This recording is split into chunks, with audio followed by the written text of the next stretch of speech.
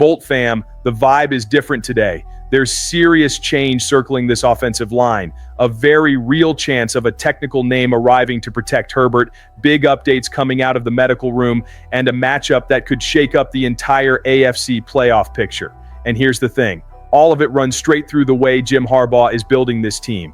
Do you think these Chargers are truly ready to take the next step, or is there still one key piece missing? You won't believe what we've got today, so sit down, drop a like, and let's dive straight into it. While a lot of people only pay attention to touchdowns and highlights, the real Chargers drama right now is happening where almost nobody looks. In the trenches, in the protection of the franchise quarterback, Jim Harbaugh has made it very clear in his pressers that, for him, only the best and healthiest guys play. When a coach like Harbaugh says that, nobody has a guaranteed seat, especially at the tackle spots. And that's where the big question comes in. How long can this team ride with the current configuration without putting the entire season plan at risk? Austin Deculus has been a real warrior, no doubt about it. But when you look at the numbers coldly, things get uncomfortable. In 6 games, he's already given up key pressures and sacks that made fans' hearts stop, watching Justin Herbert scramble and improvise under fire. When you check pass blocking efficiency and see him near the bottom among the starting linemen, you know the red alert is on. And Harbaugh is not the kind of coach who ignores that kind of warning sign. On the other side, quietly, there's a name gaining a lot of steam, Trevor Penning. He arrived via trade, and the team spent draft capital to get him. That alone sends a message: you don't pay that price for an offensive tackle just to let him sit. Harbaugh has already publicly praised how quickly he's picked up the system, highlighting his football IQ, how fast he's learned the playbook, and the experience he has playing both right and left tackle. The comparison to Bobby Hart was no accident. That's a coach basically saying between the lines that he sees the same profile, a guy who can come in and help fast. This week, the plan is to have Penning focus mostly on the left side. Translation: he's standing directly in Deculus's shadow, ready to go after that starting spot. The message is very clear to the locker room and to the fan base. If you're not protecting the franchise quarterback at the level this team needs, someone else is going to get a shot to do it better. And this isn't just about stats, it's about trust.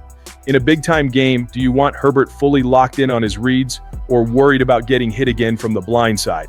That potential change isn't just a different name on the depth chart, it's a statement about identity. Harbaugh wants a line that's physical, aggressive, but above all, reliable. If Penning proves he can cut down the pressures, solidify that left side, and give Herbert that extra half second in the pocket, it might be the beginning of a full-blown revival of his career. And maybe the turning point for the Chargers' pass protection in 2025. So I'll throw it to you.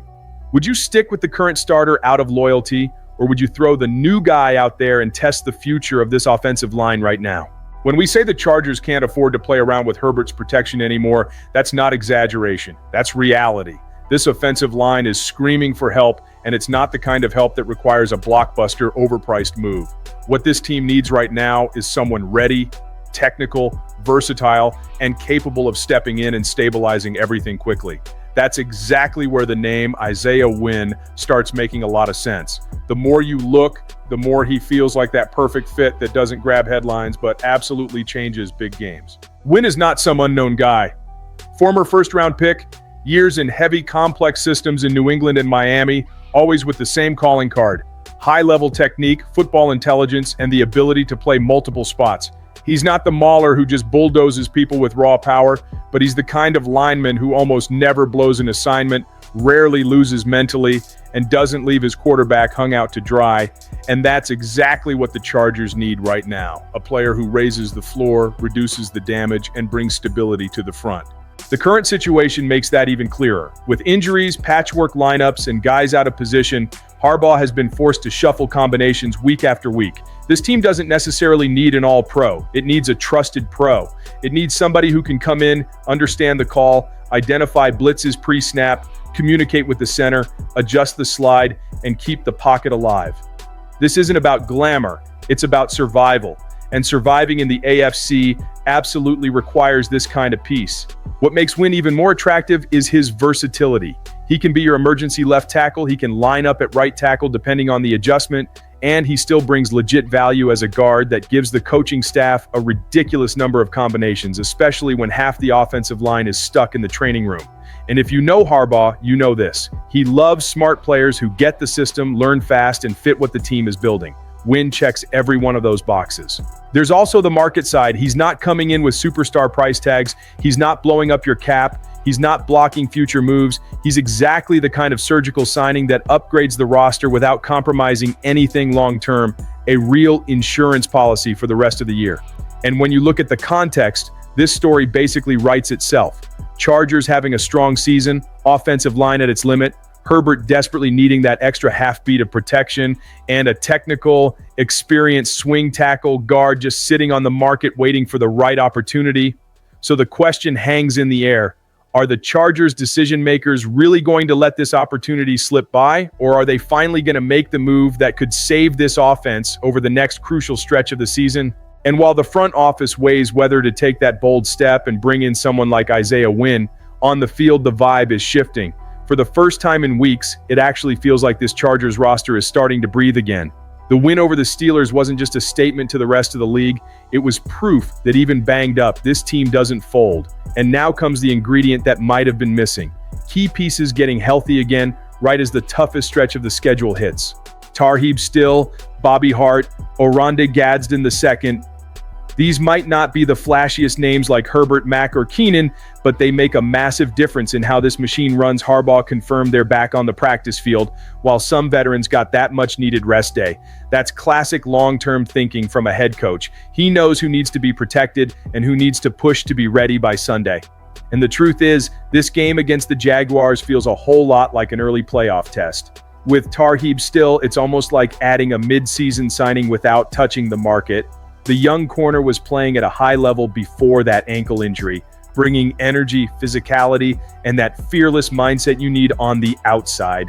Getting him back into the rotation is huge for a secondary that already knows Trevor Lawrence is going to test every blade of grass, attacking every soft spot in coverage. On the offensive line, the potential return of Bobby Hart is another key piece. He took on the challenge at right tackle after those brutal injuries, and even without being perfect, gave this offense something it desperately needed, a baseline of stability. When you combine that with possible tweaks involving Penning and who knows, maybe even an outside reinforcement down the road, you start to see a unit that's less in survival mode and more in control, that completely changes Herbert's comfort level in the pocket. And maybe the biggest sigh of relief is around Oronde Gadsden II. When he went down limping against Pittsburgh, a lot of people feared the worst, but the test came back much better than expected. He's already back as a full participant in practice, and all signs point to him suiting up. We're talking about a rookie who very quickly became one of Herbert's most trusted targets, especially on third down and in high-leverage situations. If the Chargers march into Jacksonville with this core back on the field, protecting their quarterback better and adding more healthy weapons to the offense, the narrative flips. Instead of being that patched-up team trying to hang on, they become a dangerous group, trending upward, ready to use this game as a statement that the road to the playoffs really does run through the lightning bolt in Los Angeles. And if we're saying this showdown with the Jaguars feels like a playoff game in November, there's one detail that makes it even heavier. This isn't just another schedule date, it's a rematch with a ghost Chargers fans know way too well.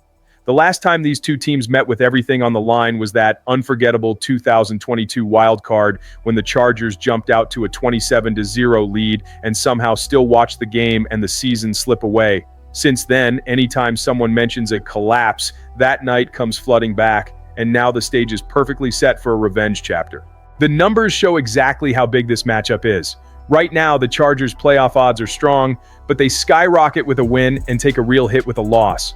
On the other sideline, the Jaguars are basically playing with their season hanging by a thread. In other words, this is the type of game that changes destinies. It's not just another Sunday, it's the kind of week that when we get to January, everyone looks back at and says, that's where everything shifted.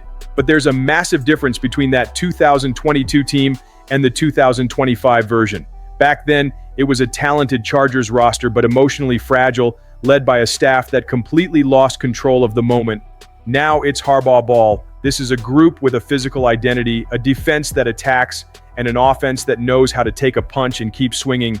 Jesse Minter has raised the standard on that side of the ball, and guys like Derwin James, Khalil Mack, and Herbert himself carry that memory of the collapse as fuel, not trauma. Trevor Lawrence and the Jaguars know exactly what's coming into their building. They're not going to underestimate a team that's now more mature, better coached, and much more prepared mentally for games where emotion weighs as much as scheme, and that's where you as a fan come in. This isn't just a game to stare at the scoreboard, it's a game to study body language. How does this team respond if they jump ahead early? How do they react if they start behind? How does the offense handle third and long hostile crowd noise and tight officiating in the fourth quarter? If the Chargers walk out of Jacksonville with a win, it won't just be about playoff percentages, it'll be about sending a message to the entire AFC, that team that used to crumble under pressure. That version stayed in the past. Now, when you see that lightning bolt on the helmet, it's a warning sign of a storm coming for you. So let me throw it back to you.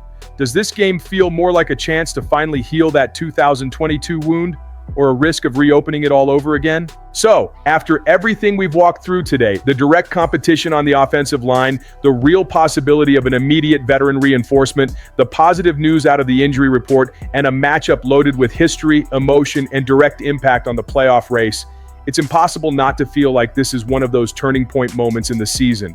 Every detail matters, every adjustment can flip the script, every returning player changes the outlook. And you, Bolt fam, do you believe this team is truly ready to deliver that definitive answer?